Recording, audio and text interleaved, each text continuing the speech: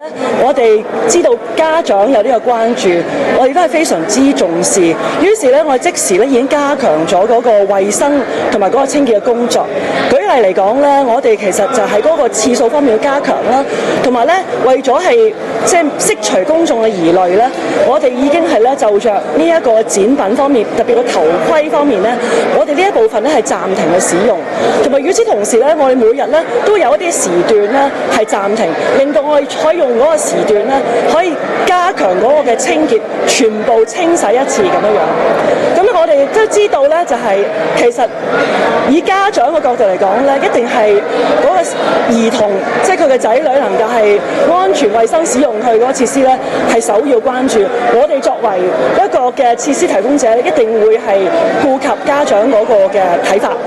咁我都想強調咧，就係呢一個嘅傳聞咧係冇被證實嘅。不過就雖然如此，我哋都做好自己嘅功夫。